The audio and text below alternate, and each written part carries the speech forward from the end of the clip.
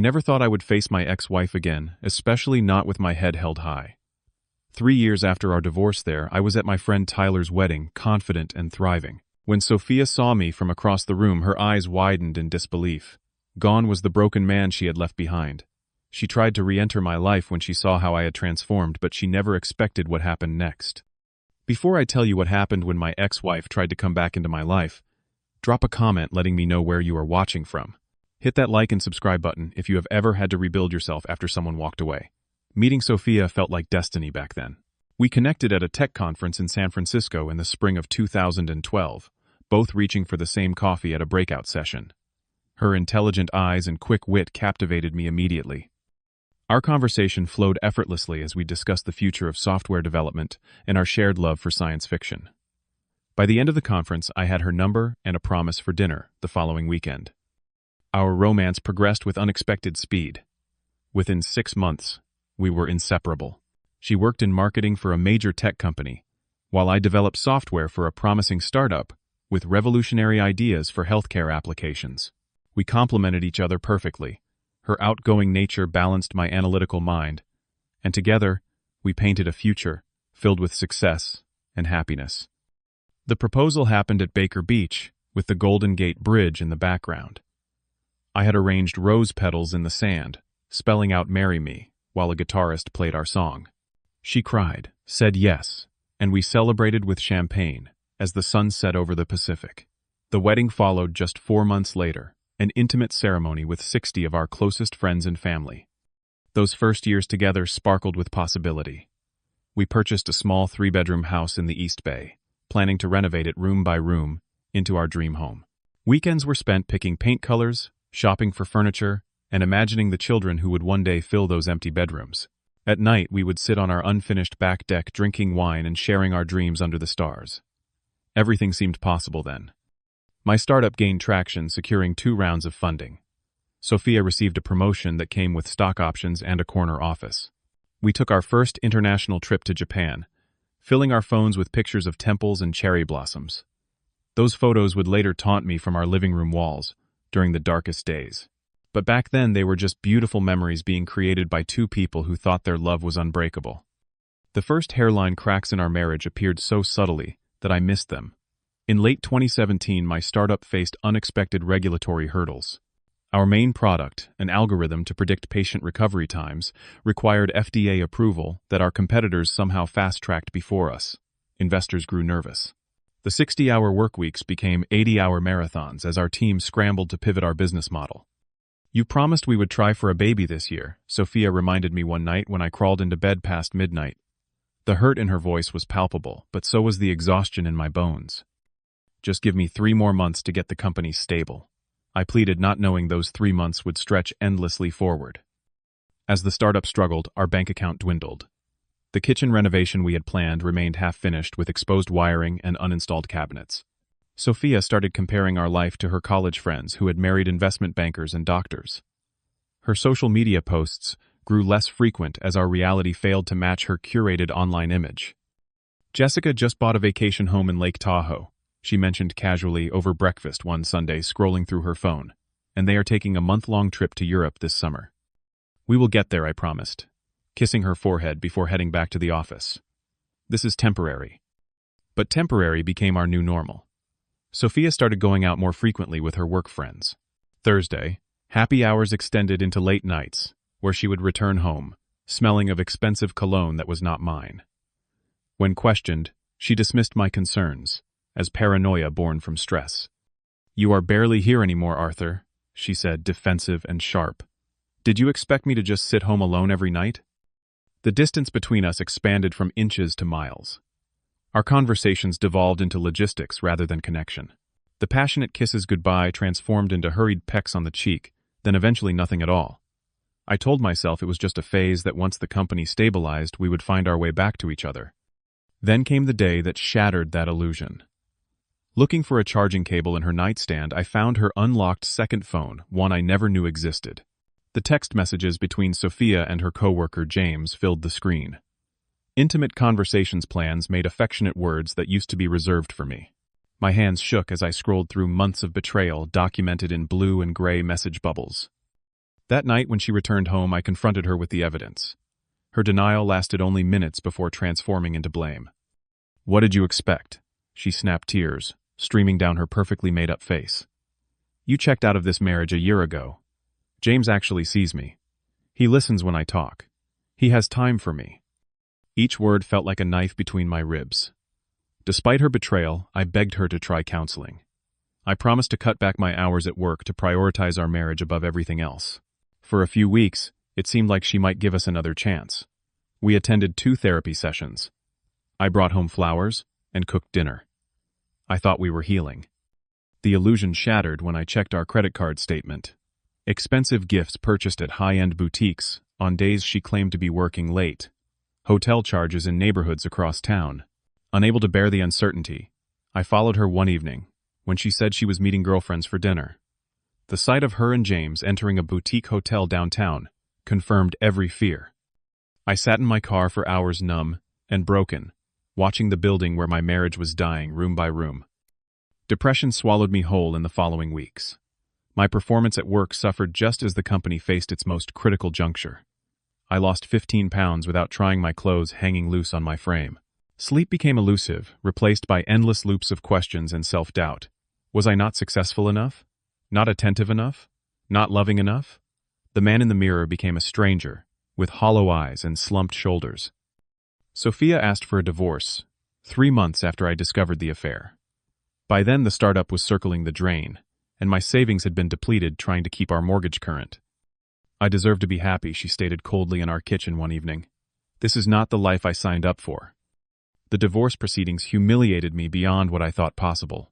Her lawyer portrayed me as a failed entrepreneur who neglected his wife.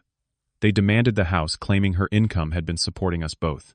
The truth that I had poured my savings into our home while she spent lavishly on herself disappeared beneath legal maneuvers and accusations. When the dust settled, I found myself in a tiny studio apartment across town. The settlement cleaned out what remained of my bank account. The startup officially folded a week after the divorce was finalized, leaving me unemployed with a resume gap and mounting credit card debt. At 33 years old, I had lost everything I valued: my marriage, my home, my career, and my dignity. That first night in the studio apartment remains vivid in my memory. A twin air mattress on hardwood floors, a single suitcase of clothes, a folding chair and card table serving as my entire furniture collection. I sat on that deflating mattress, eating microwaved ramen from a plastic container surrounded by bare white walls that seemed to close in around me. The isolation nearly broke me. I avoided calls from friends and family, ashamed to admit the complete collapse of my life. My parents living in Arizona knew something was wrong, but respected my cryptic assurances that I was figuring things out. In reality, I was barely functioning, sometimes not leaving the apartment for days at a time. The physical changes happened quickly. I dropped another 10 pounds from my already lean frame. My clothes hung from my shoulders like I was a scarecrow. A patchy beard grew unchecked as I stopped caring about appearances. Dark circles became permanent fixtures beneath my eyes from nights spent staring at the ceiling, replaying every mistake I had made in my marriage and career. Rock bottom arrived on a rainy Tuesday, 3 months after the divorce. After receiving a rejection email from yet another job application, I found myself sitting on the bathroom floor at 3 a.m, sobbing uncontrollably. The pathetic sight of my reflection in the medicine cabinet mirror finally triggered something beyond depression. A tiny spark of anger ignited within me, not at Sophia or James, or the unfairness of life, but at myself for allowing this complete surrender. The next morning, forcing myself out of the apartment, I walked to a local coffee shop simply to be around other humans. That decision changed everything, though I had no way of knowing it then. While waiting for my order, I overheard a man about 15 years my senior talking on his phone about rebuilding his investment portfolio after his divorce. When he ended his call, something compelled me to speak to him. "Sorry for eavesdropping, but I heard you mention divorce. I am going through one myself." Marcus, that was his name, looked at me with understanding rather than pity. He invited me to join him, and for the next 2 hours, I found myself sharing my story with this stranger. He listened without judgment, then shared his own experience of losing everything 5 years earlier, when his wife of 17 years left him for her personal trainer. The secret, he told me, leaning forward with intensity in his eyes, is to embrace this as an opportunity rather than a punishment. You get to completely rebuild yourself without compromise. That conversation became the first step in my resurrection. Marcus invited me to a support group for divorced men that met weekly at the community center. I reluctantly attended, expecting a pity party of bitter complaints about ex-wives. Instead, I found authentic connections with men at various stages of rebuilding their lives who offered practical advice and genuine encouragement. With their support, I found a therapist specializing in divorce trauma who worked on a sliding scale I could afford. Dr. Brennan helped me identify toxic patterns. I had developed people-pleasing tendencies, tying my self-worth to professional success, and neglecting my physical and emotional needs to make others happy. Each session peeled back layers of behaviors that had contributed to both my professional burnout and marital problems. Marcus loaned me a journal with the instruction to write 3 pages every morning before looking at my phone. At first, those pages filled with anger and resentment towards Sophia and myself. Gradually, however, they transformed into reflections on lessons learned and possibilities ahead. I started setting small, achievable goals: apply for 3 jobs, weekly take a daily walk, cook 1 proper meal for myself each day, instead of microwave junk. Physical transformation became my next focus. Unable to afford a gym membership, I began with YouTube workout videos in my tiny apartment, pushing the folding chair aside to create space for push-ups and squats. A pair of 15-pound dumbbells from a thrift store expanded my workout options. Those initial sessions left me embarrassingly winded, a stark reminder of how much I had neglected my health.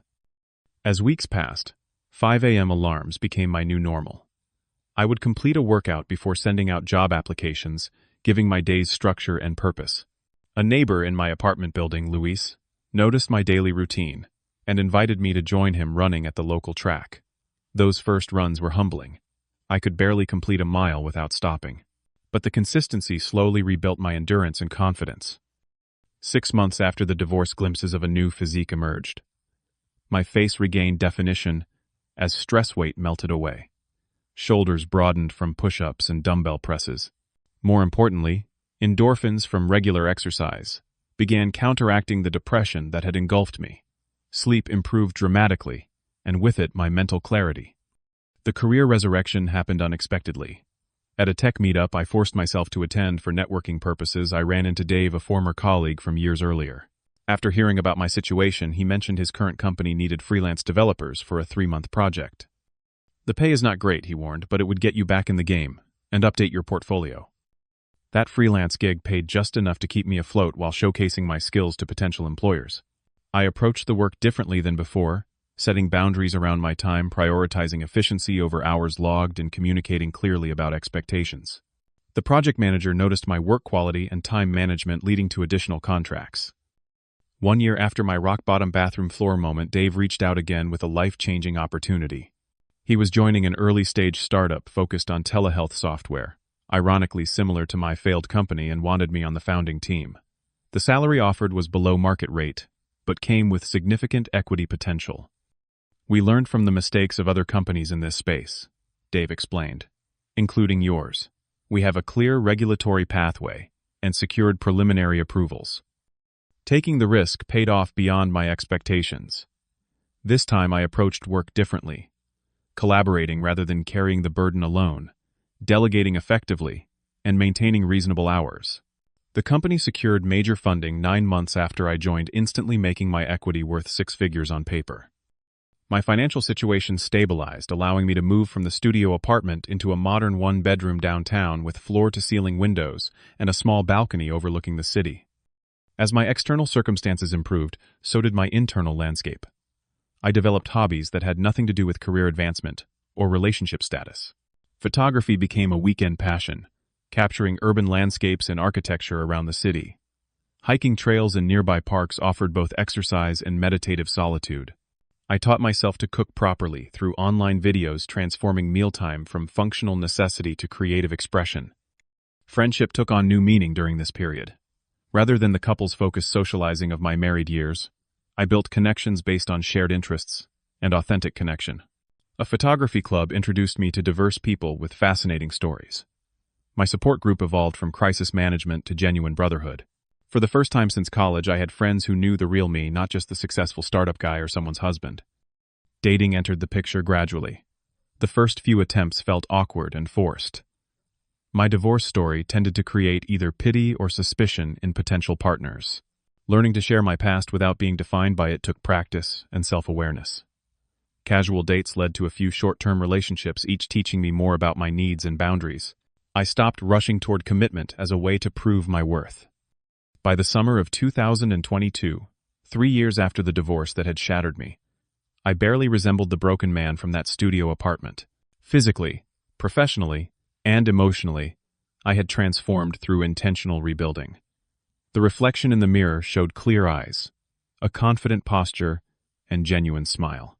For the first time in my adult life, I genuinely liked the person I had become, not for my achievements or relationship status, but for my resilience, values, and character. The wedding invitation arrived unexpectedly one Thursday afternoon. Tyler, a friend from college who had managed to maintain connections with both me and Sophia after the divorce, was getting married. My first instinct was to decline, knowing the likelihood of encountering my ex-wife in such an intimate setting. After discussing it with my support group, however, I decided attending represented an important milestone in my recovery. You cannot avoid these situations forever, Marcus advised. Better to face it now on your terms when you are strong. I purchased a new tailored suit for the occasion, charcoal gray, with subtle blue threading that brought out my eyes. The saleswoman commented on my athletic build, a compliment that would have seemed impossible during those darkest days post-divorce. A new confidence had replaced my former anxiety about social situations. I was no longer defined by my failures. Walking into the reception venue that Saturday evening, I felt prepared for whatever might happen. The ceremony had been beautiful, and I managed to focus on celebrating Tyler and his bride, rather than scanning the crowd for Sophia. Several old friends expressed surprise at my transformation, commenting on everything from my physique to my renewed energy. "Divorce looks good on you," joked one college buddy, raising his glass in a toast. "Seriously though, you seem happier than I have seen you in years." The inevitable moment arrived during the cocktail hour. I felt her presence before seeing her, that strange sixth sense you develop about someone you once shared everything with. Turning toward the entrance, I saw Sophia for the first time in nearly 3 years. She looked essentially the same, expensively dressed in a form-fitting red dress, hair perfectly styled, makeup flawless. What differed was my reaction to seeing her. Instead of pain or longing, I felt a curious detachment, like observing a character from a movie I had seen long ago. Our eyes met across the crowded room. The shock on her face registered immediately: widening eyes, parted lips, a slight step backward. She had clearly not expected the transformation standing before her. Whatever version of me existed in her memory bore little resemblance to reality. I offered a polite nod before returning to my conversation, unwilling to make the first move toward interaction. 20 minutes later, as I ordered a whiskey at the bar, she appeared beside me. The familiar scent of her perfume triggered a cascade of memories I had thought long buried. "Arthur," she said, her voice carrying the same melodic quality I once found irresistible, "you look incredible." "Thank you," I replied, simply maintaining comfortable eye contact without eagerness or resentment. "You look well too. How have you been, Sophia?" Her carefully crafted poise faltered slightly at my calm demeanor. She had perhaps expected either lingering hurt or obvious enthusiasm at her attention. Receiving neither, she seemed momentarily unsure of her script. "I have been good. Busy with work, you know how it goes." She paused, studying me with newfound curiosity. "The company gave me another promotion last year. I am heading the entire West Coast marketing division now." "Congratulations," I said sincerely. "That is impressive." "And you," she probed. "Tyler mentioned you are working with a new healthcare startup. It sounds like you landed on your feet after everything." The conversation continued with surface-level pleasantries, her eyes repeatedly scanning my broader shoulders and confident posture. She mentioned mutual friends, shared memories from happier times, and asked carefully constructed questions about my current life. I answered honestly, but without elaboration, maintaining friendly distance. As the night progressed, I noticed her watching me from across the room, observing my easy laughter with friends, my comfortable presence on the dance floor, my apparent contentment. When the evening drew to a close, she approached again, this time with slightly less composure. "It has been really good seeing you, Arthur," she said, touching my arm lightly. "We should catch up properly sometime. Maybe coffee." Against my better judgment, I agreed to an exchange of phone numbers. "Sure, text me sometime," I offered, not expecting anything to come of it. Within 3 days, the first message arrived. "So good seeing you at the wedding. You seemed so happy, and I realized how much I have missed our talks. Coffee this weekend." That initial coffee led to a barrage of communication over the following weeks. Text messages appearing at strategic times first thing in the morning or late evening, when loneliness typically peaks. Phone calls, where she reminisced about our better moments together. Each interaction carefully crafted to maximize emotional response. A technique I recognized from our marriage, but now saw with clear eyes. The information about James emerged gradually through these conversations. They had broken up 6 months earlier, a detail she revealed with calculated vulnerability during our second coffee meeting. He was not who I thought, she admitted, eyes downcast. Nothing like you, actually. Much more interested in what I could do for his career than in building something real together. I offered appropriate sympathy without taking the bait of comparison. The irony was not lost on me, her leaving me for similar reasons she now criticized in James.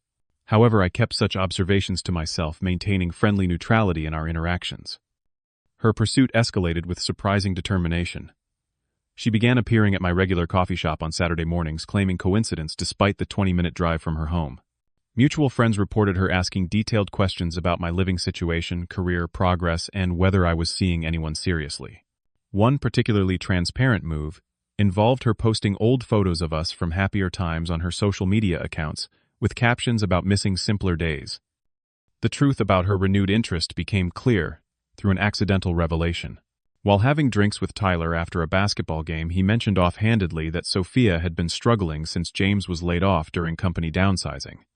She moved into that luxury condo building last year, when things were good with him. Tyler explained, unaware of her recent pursuit. Now she is stressed about making the payments alone on her salary. Even with the promotion, those places are expensive. Additional pieces fell into place through other conversations. Her questions about my startup had focused suspiciously on funding rounds and equity distribution rather than the actual technology we were developing. The timing of her renewed interest aligned perfectly with press coverage of our company securing major investment. The confirmation of my suspicions arrived unexpectedly on a rainy Tuesday evening. A knock at my apartment door revealed Sophia standing in the hallway holding a bottle of the expensive Cabernet we used to save for special occasions during our marriage. I was in the neighborhood and thought I would take a chance, she explained, though my building required buzz and access from the lobby. Can I come in, for old time's sake? Against my better judgment, I invited her inside. Her eyes widened appreciatively at my apartment, noting the high-end finishes, the stunning view, the tasteful furnishings. She complimented my obvious success more than once, while pouring generous glasses of wine. As the evening progressed, her true purpose emerged through increasingly direct statements. I made a terrible mistake, Arthur, she confessed, eyes glistening with perfectly timed tears. Walking away from what we had. It was the worst decision of my life. We were both different people then, I offered neutrally. Sometimes things fall apart so better things can come together. But what if the better thing was what we had all along, she pressed, moving closer on the sofa. We had something special before the business problems. Now that you are back on your feet, maybe we should consider giving us another chance. The suggestion hung in the air between us. 3 years earlier, I would have given anything to hear those words. Now they rang hollow against the reality of our history. I made a non-committal response about needing time to think, which she interpreted as encouragement. She left that evening with a lingering hug and whispered promise to continue this conversation soon. The following weekend, she suggested dinner at Maison Laurent, the upscale French restaurant where we had celebrated anniversaries during our marriage. The significance of the location was obviously intentional, designed to evoke sentimental memories. I agreed, recognizing the opportunity to bring clarity to a situation that had lingered long enough. She arrived at the restaurant looking spectacular hair, professionally styled makeup, flawless, wearing a black dress I had once bought her for her birthday. Every detail calculated for maximum impact. As we were seated at a corner table with romantic lighting, her strategy became transparent. Throughout dinner, she orchestrated a carefully constructed narrative. How she had made a terrible mistake leaving our marriage. How no one understood her like I did. How much we had grown individually and could now build something even stronger together. The performance was impressive in its precision, hitting emotional notes that once would have resonated deeply. I still own the house, she mentioned casually over dessert. I never changed the master bedroom. Your office is exactly as you left it. A pause for effect. It would be so easy for you to come home, Arthur. Where you belong. The moment of truth had arrived when she reached across the table, taking my hand in hers. What do you think about moving back in? Starting fresh, I know we could make it work this time. Looking into Sophia's expectant eyes across that dinner table created a moment of absolute clarity. 3 years earlier, those same eyes had looked at me with disappointment and disdain as our marriage crumbled. The contrast between then and now told me everything I needed to know about her renewed interest. As she spoke, memories surfaced from our shared history, both beautiful and painful. The early days of genuine connection and shared dreams. The gradual shift as her priorities revealed themselves during our challenges. Her cruel words during the divorce. The broken man I became in her wake. The long, difficult journey of rebuilding myself piece by piece. Most importantly, I remembered the promise I made during those darkest days to never again compromise my self-respect for approval or affection from someone who valued me conditionally. Sitting across from her now, I recognized the familiar pattern forming again, my worth in her eyes directly proportional to my external success. Sophia, I began carefully, gently withdrawing my hand from hers. I appreciate you saying these things. 3 years ago, I would have given anything to hear them. And now, she asked, confidence faltering slightly. Now I understand something I did not then. I continued, maintaining kind but direct eye contact.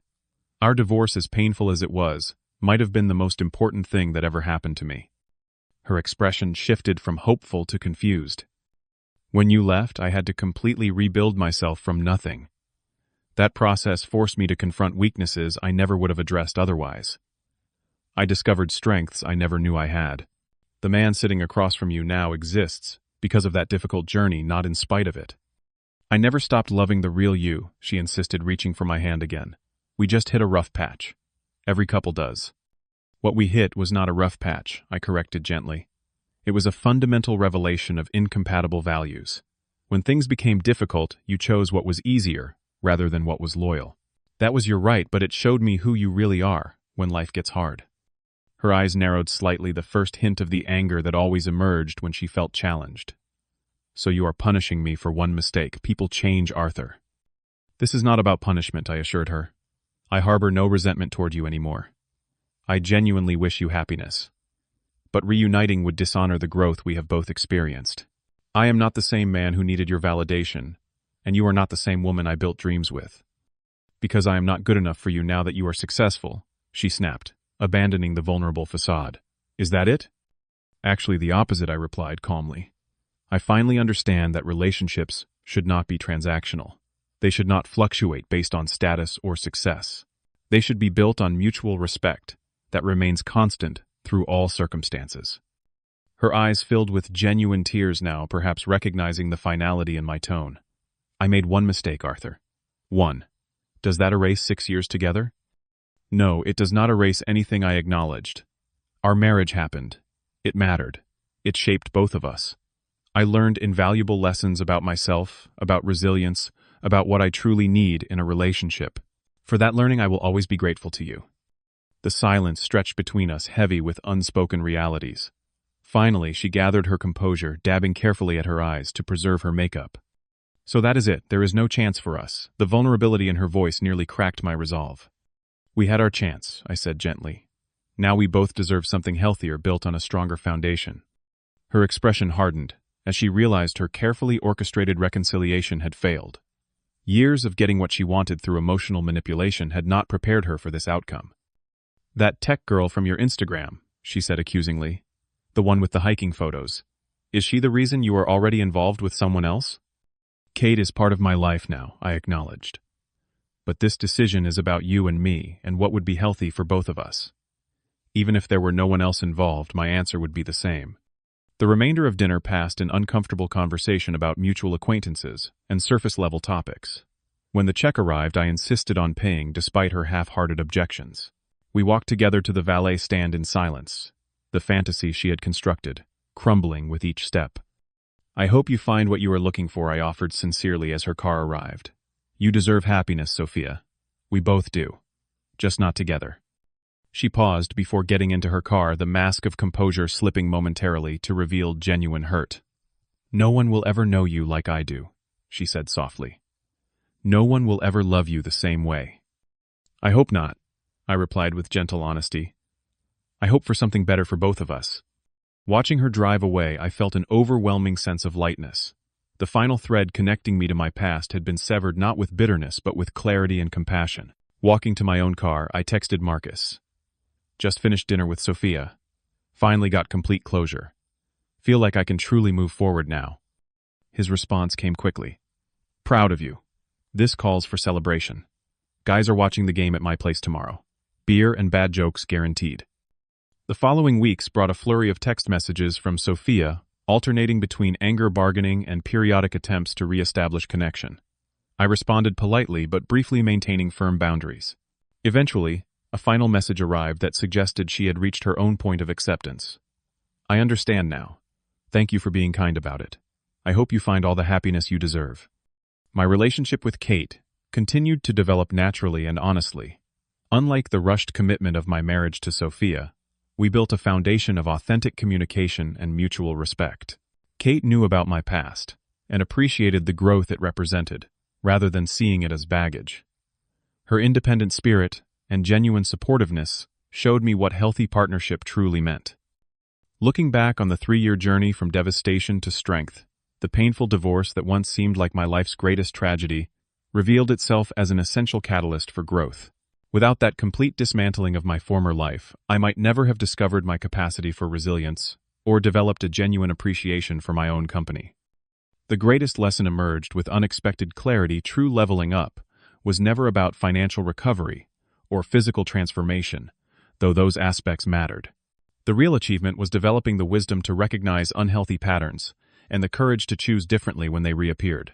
Success meant building a life that reflected authentic values, rather than external expectations. Happiness, I discovered, could not be dependent on another person's validation or presence. It had to be constructed internally through self-knowledge, purpose, and genuine connections. The right people entered my life precisely when I became the right version of myself, not perfect but authentic and self-aware. Where once I viewed my divorce as something that happened to me, I came to recognize it as something that happened for me. The path forward was not about proving anything to Sophia or anyone else, but continuing to build a life aligned with hard-won wisdom. If you have ever experienced something that felt like devastation but forced you to grow, drop a comment below. I would love to hear your story of transformation. Hit that like button if you believe the hardest chapters often lead to the most beautiful outcomes, and subscribe for more real talk about rebuilding after loss. Share this video with someone who might be in their own reconstruction phase right now. Sometimes knowing others have walked the path makes all the difference. Thank you for listening. And remember, sometimes the end of one story is just the beginning of a much better one.